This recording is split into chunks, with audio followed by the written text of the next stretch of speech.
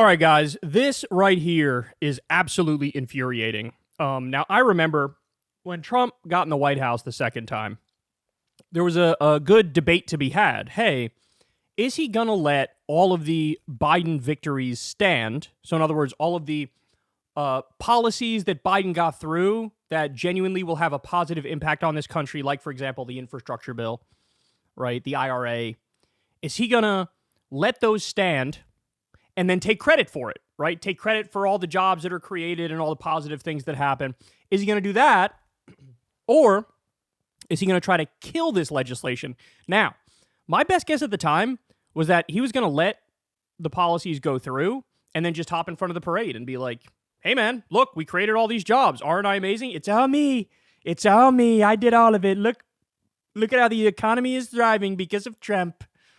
I really thought that's what was going to happen. But instead, it looks like now he's going to do the dumbest possible thing and effectively try to kill all of Biden's legislation, which is going to hurt the economy, which is in turn going to make him look like the super shitty leader that he is, because people are going to be worse off as a direct result of what he's doing. So here's a good example of it right here. This is, I'm telling you, man, this is crossing a new line. He's already crossed a bunch before. This is a new line that he's crossing here.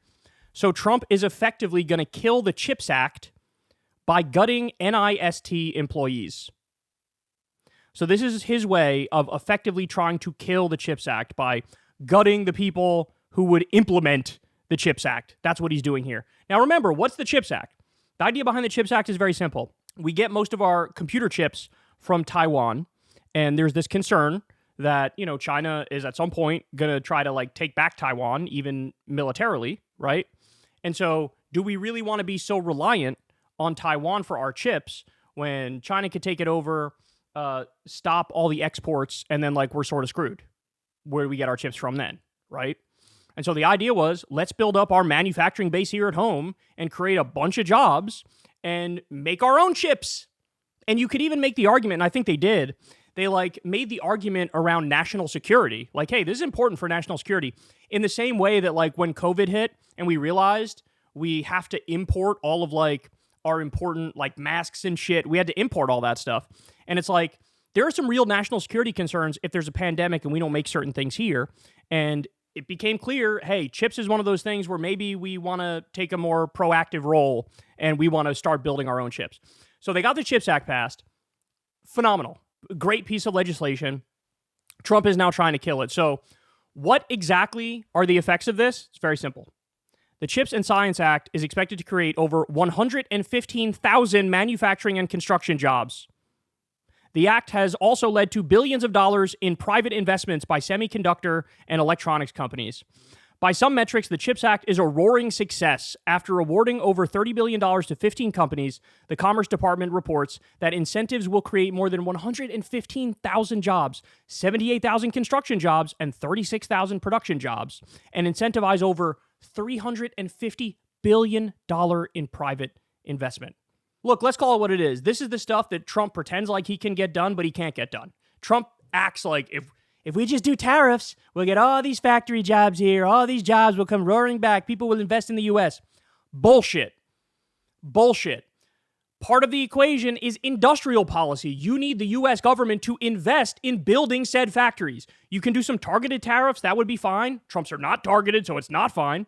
But targeted tariffs plus industrial policy, yes, that would mean tremendous job creation. And that's exactly what we saw with the CHIPS Act. This is tremendous job creation. Trump just killed it.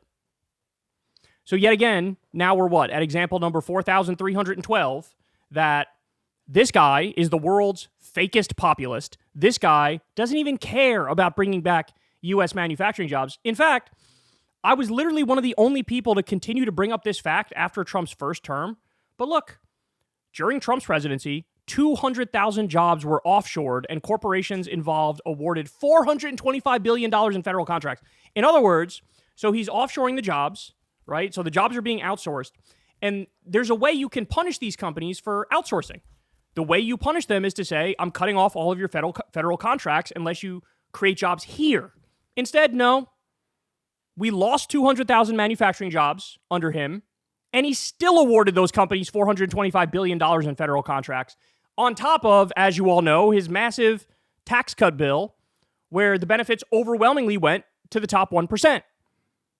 Total fraud. Total fraud. Everybody needs to know this. Anybody who voted for Trump think, oh, with the business acumen and he'll create jobs here and he says he wants to bring back manufacturing jobs. He slammed NAFTA back in 2016, so he must want to create jobs here.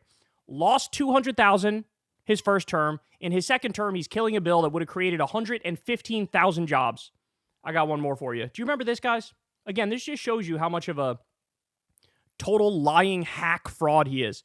Donald Trump in his first term, for those of you who might not remember this, Trump in his first term made a big deal about saving the carrier factory, right? It was a big show he put on. He gave a speech at the plant, and he was saying, like, so important to have the jobs here. That's why we made a deal to keep the jobs here. I'm saving all these jobs. I'm saving all these great factory jobs. Did a whole show about it.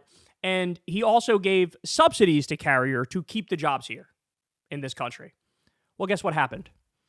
Within a year or two, Carrier shipped the jobs out anyway. They outsourced the jobs anyway. And so you got robbed in the process.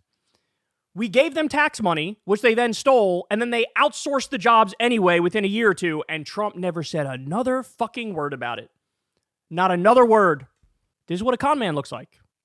Again, we've been trying to warn you. This is what a con man looks like. Don't take my word for it. There's been 1,000 articles written of people who work directly with Trump, that Trump contracted with these people. Plumbers, electricians, all sorts of people. They will tell you, this motherfucker stiffed me. He stiffed me.